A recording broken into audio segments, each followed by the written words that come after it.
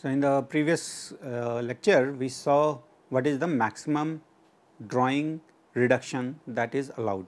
If you go beyond that, remember the material will fracture outside the drawing or the die zone, which is something you do not want. Now, we will understand the same concepts and through this stress strain plot, what exactly or where exactly do we see this maximum strain. So, let us draw the stress strain plot. So, we are looking at maximum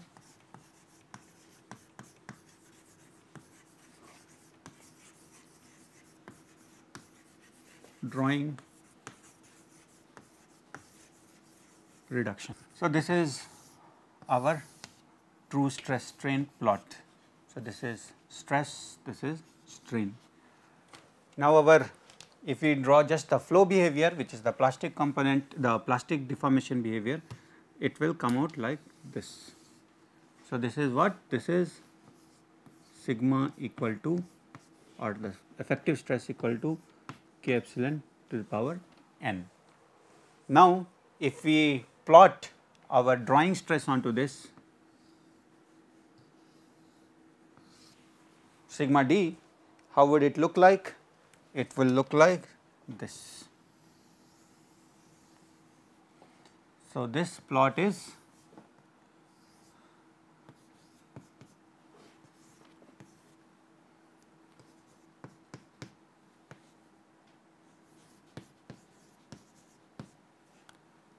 and what is the assumption here? If you see, we have not put 1 over eta at this point, which means we have said that eta is equal to 1.0.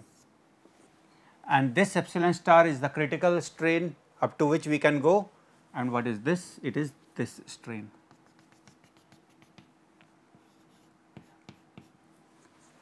What if we have the efficiency of the system little lower than this? Then it will, the plot will look something like this. So, this is our sigma d. To differentiate it, let me put a prime over here, and we have 1 over eta. So, you can see it is 1 divided by a factor less than 1. So, sigma d is always higher for a given strain. So, this sigma d prime is always higher than this sigma d. And again, to differentiate from this epsilon star, which is the critical, I will put a prime over here. So, this is our epsilon star prime. So, all the things that we discussed using equation can now be also seen through this plot. This is our stress strain plot, this is the actual sigma d, and our sigma d, this is the flow behavior sigma, which is given by the power law behavior, and one of these plots are our drawing stress behavior. So, you see that our strain should always be such that sigma d is below this value. So, if we had a efficiency of 1 in the system, then all the way up to this point the sigma d value is lower than the flow stress sigma, or even if we have efficiency less than 1, then we have another plot, and up to this strain value the sigma d prime remains below sigma bar. So, that is what we want. The point at which it crosses is the critical strain we should never cross, and therefore, these define your critical strain, the maximum pass or the maximum drawing that is possible in one pass. And we also said that if you need more reduction than that, what is the way out? You will have to have multiple passes. So, that makes the picture clear of what or how we get to this critical stress or and the critical strain value for drawing operation. Now that we have seen it, let us try to solve a simple problem based on this, and the problem is what is maximum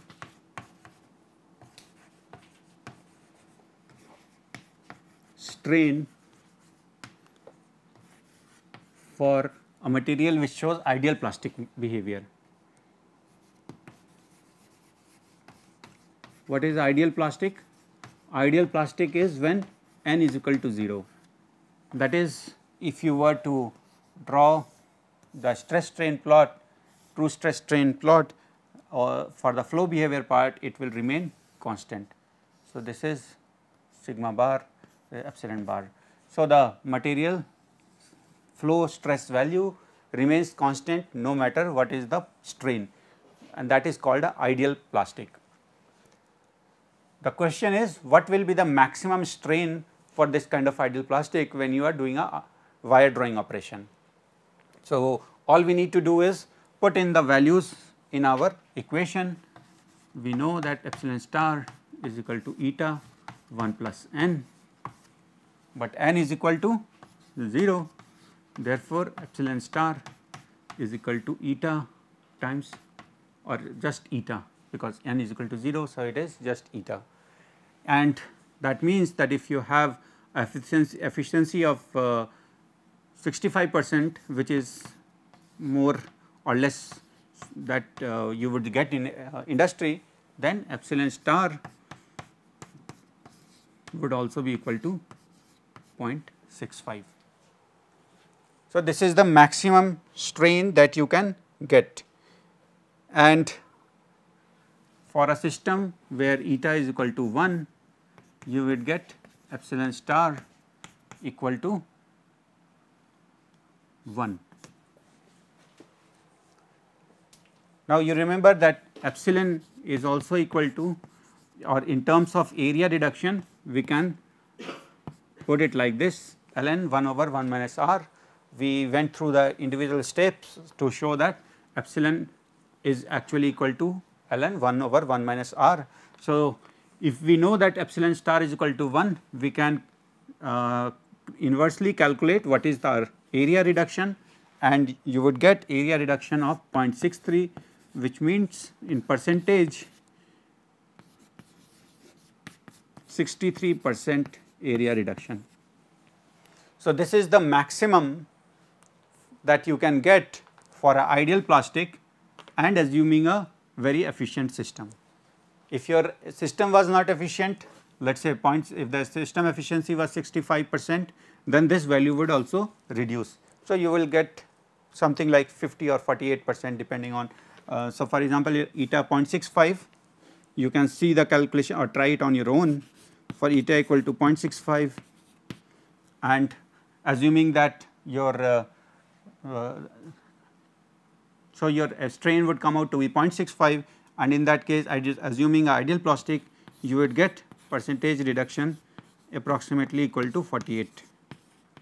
So, this is the maximum area reduction that you will get for a material which is ideal plastic and for which the efficiency is equal to 65%.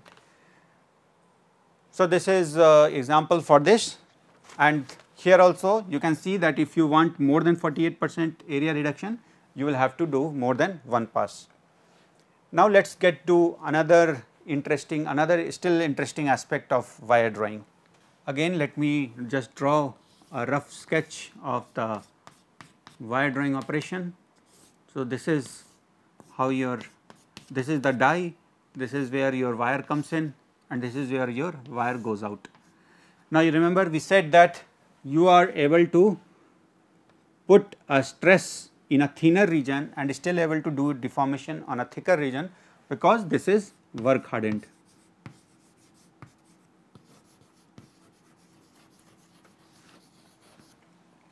Now, what if you, like we said, at some point your wire has broken for whatever reason? It could be because there was some defect, not particularly because of your fault, it has broken. So, now what you need to do is, let us say it has broken from somewhere over here. Now, what you need to do is, to begin the process, you will have to shave off some material so that you can start pulling it from the other end. Now, if you just start, or if you just shave off the material,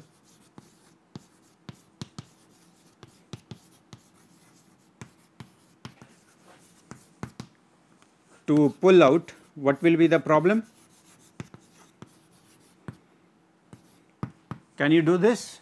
What will happen is that this part will not really be work hardened anymore, and so you are trying to pull by applying stress on a thinner region with same yield stress, and you are expecting or hoping that a material with the same yield stress, but with thicker diameter will start to deform, which is not possible. So, you need to, the solution is that you need to work harden this part of the region some other way around. You cannot do the wire drawing because you need to insert through this die at some point, and since the wire is broken from somewhere over here, you cannot insert it or pull it out from here. So, you need to work harden this initial portion by some method.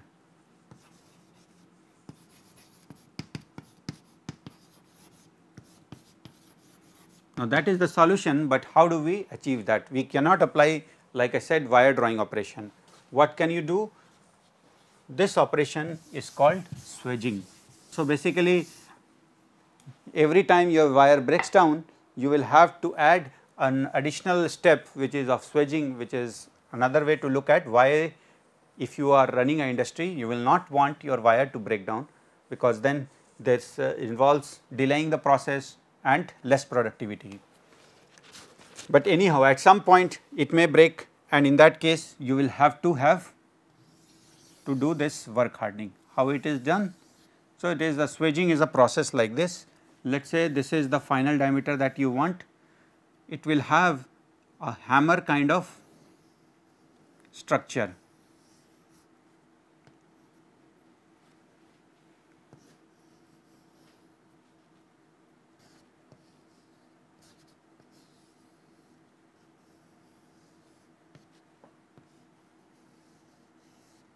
So, these are 4 hammers which can move in and out like this, and there is a 4th one over here. So, what makes them go in and out? There are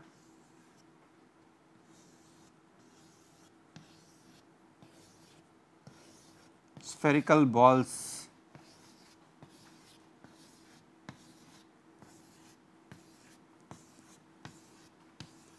all around.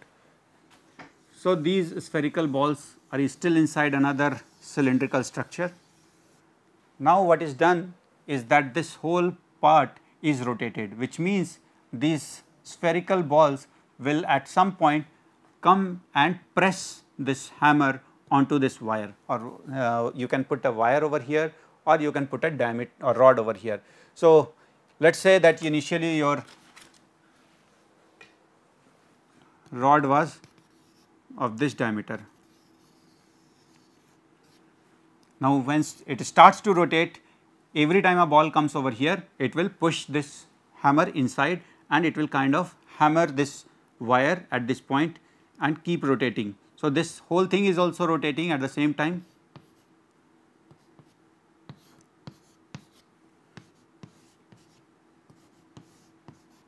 And also the spheres are rotating, which ensure that this hammer operation is carried out. So, this hammer operation gets carried out, and this part gets hammered, and eventually it will get beaten into this thinner diameter. So, in the end you will get a wire of this diameter, and you can keep pulling or pushing through this, so that you get sufficient length of wire with this kind of diameter. So, this is called the swedging.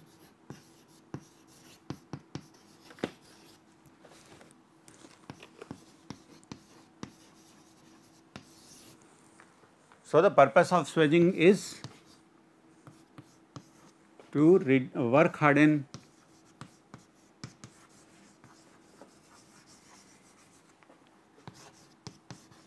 the initial part of the wire.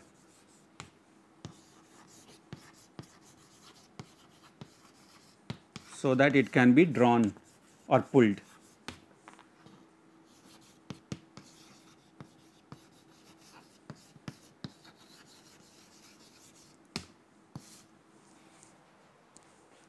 Okay, so that is all we have about this uniform energy method or the lower bound method, where we discussed in some amount of detail extrusion method and the wire drawing processes. We also looked at the maximum reduction that you can get in wire drawing. We also saw that you can relate the extrusion pressure or the drawing stresses to the actual work, which, and if you are assuming that the actual work is equal to the ideal work, which is when no friction is present or no reduction is or no redundant reduction is being carried out. In that case, this extrusion pressure would also be equal to the ideal work, and so we get a very nice relation or nice way to calculate extrusion pressure or the drawing stresses. And we also saw that under this condition of ideal stresses or ideal work, your drawing stress required to reduce the diameter is less than the same deformation or the same reduction that you can get in tensile stresses. So, that is that covers most of the important or fundamental aspects using the uniform energy method or the lower bound method. You can extend this to any other kind of operation. You just need to calculate the integral sigma bar d epsilon, which is ideally what is the real work that is going on. So, that is the ideal work, and then you can relate it to some of the external parameters assuming no friction. Now, we will go to another method as we promised earlier, which is our upper bound. So, now we have seen at the lower bound, which is the minimum amount of force or pressure that is required. Now, we will go and try to calculate pressure or forces calculated which will form the upper limit. That is, in reality you cannot or you need not go beyond that pressure or force. So, our next step is upper bound analysis. Now, what is upper bound analysis, or how do we obtain upper bound analysis?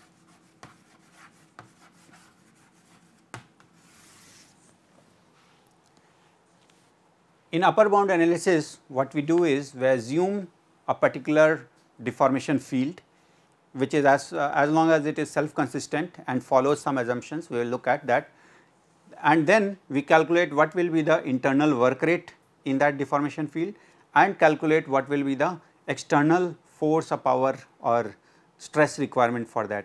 And now we equate these two, the internal internal deformation rate and the external work rate. We equate these two, and from this we are able to obtain pressure or some stress value which we can calculate or which we can relate to the, or which will basically form the, give us the upper value for this kind of operation. So, this is a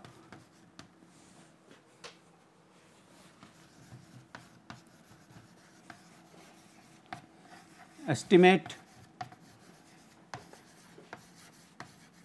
of the collapse. Collapse meaning deformation. We are not, we do not mean failure. We mean just when you are doing the deformation at some region somewhere shear is taking place, we are calling that just as the collapse. So, estimate of the collapse of structure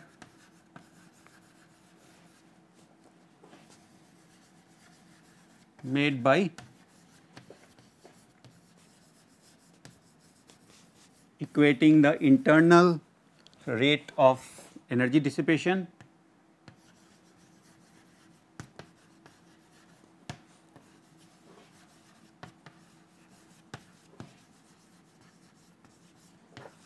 to external rate of work.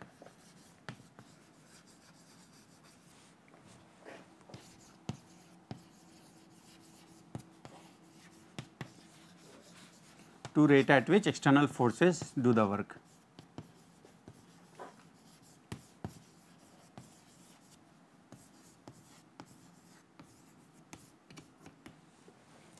When we are using this analysis, we are assuming certain, we are taking certain assumptions.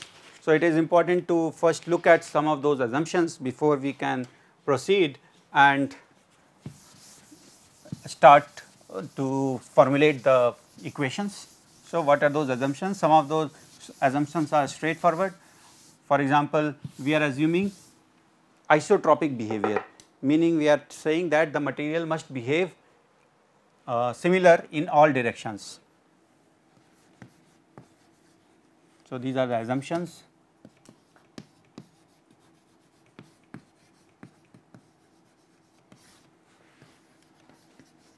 work material is isotropic, and you would see why we will be able to justify the use of this assumption when we start formulating or trying to get formal equations for this. Isotropic and homogeneous. So, not only isotropic, but also homogeneous, meaning one part of the material does not behave differently from the other part.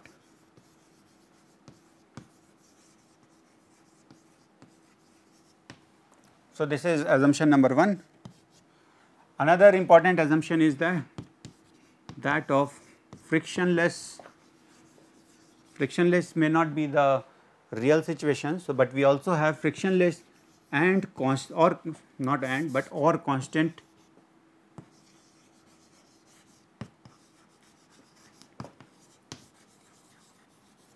shear condition at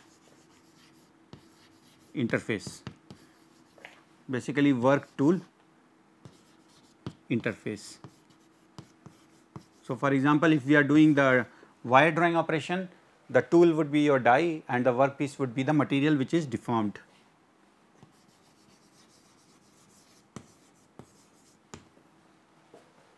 So, this is assumption number 2, and another very important assumption is that outside the deformation zone,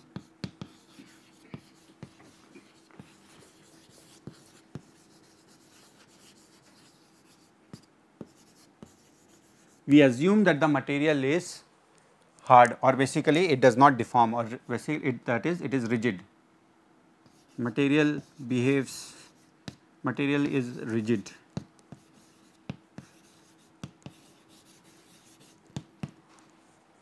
So, there is no scope to assume that there will be graded behavior of the material, that is less deformation from very sharp or high deformation to small deformation to even smaller deformation and to the region that there is no deformation, which you may say is the true behavior in most of the deformation processes, but you would see that we are still able to get a good upper bound estimate for most of the processes. In this we are saying that all the deformation is limited to that particular deformation zone or that particular shear plane that we will say is the deformation zone, but beyond that it is not deforming. So, these are the assumptions that we have, and based on this assumption we can now come to what is the actual step involved. I am going step by step here to make sure that you can come back and see those things, to see what are the different steps in formulating the equation over here. Now, next is what is the method or steps. These will become very clear once we start solving some of the problems. The method involves that we have to have an internal flow field is to be assumed. So, it is giving you a lot of leeway.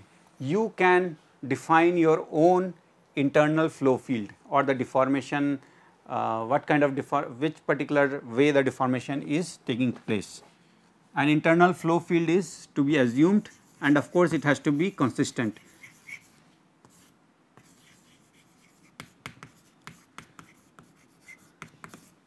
And with example, when we come to example, I would show what exactly do we mean by consistent. What we just to put it in words, to say consistent, it means that you cannot assume that after deformation material is remaining inside the deformation zone. At some point, the material, if it keeps moving after deformation, it must come out and so on. Some of these things, when you put together, you can say these make it consistent behavior. Second is that you have to calculate energy consumed in this deformation field. So, you have made a deformation field which is consistent, then you have to calculate the energy consumed in deformation field.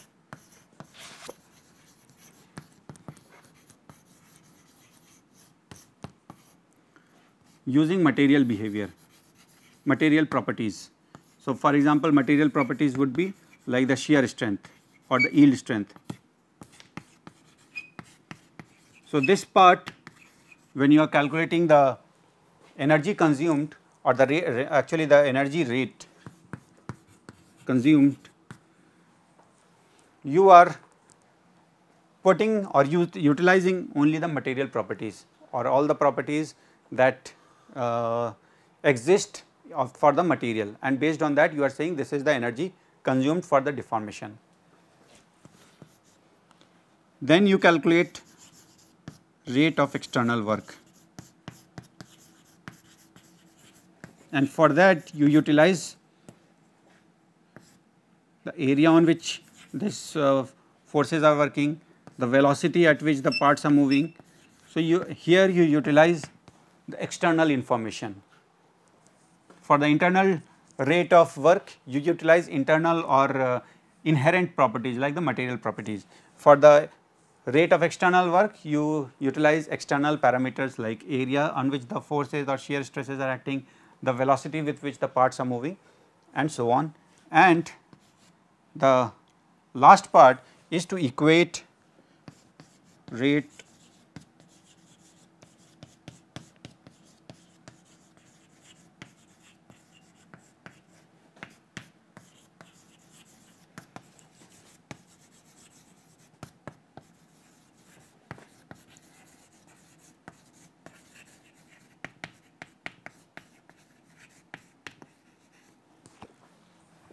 So, in these 4 steps you would be able to get a equation, and from that equation you will be able to obtain a relation for pressure or stresses in terms of property parameters and mostly the velocities.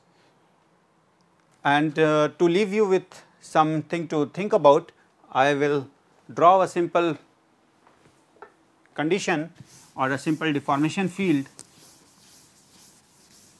and give you some hint on how to approach it. So, let us say we have, this is something which true for operation like machining. In machining also you are doing, although you are shaving off the material, you are taking off the material, but there is also some deformation taking place, particularly the chips that come out. So, let us say this is the part that is being shaved off and this is the chip that is coming out. So, this is SS prime .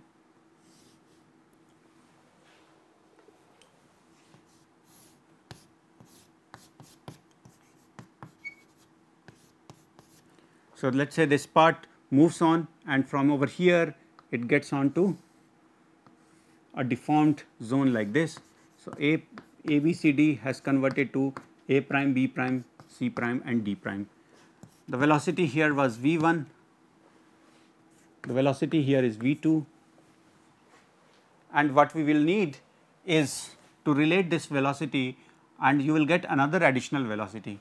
To begin with, I would ask you to draw a vector diagram on how these velocities are changing and what will be the third velocity vector that you get here. How can you relate it with the deformation field? The deformation field, as you can see, is related, is somewhere contained over here. So, you give a thought onto this and we will come back to this point in the next class. Thank you.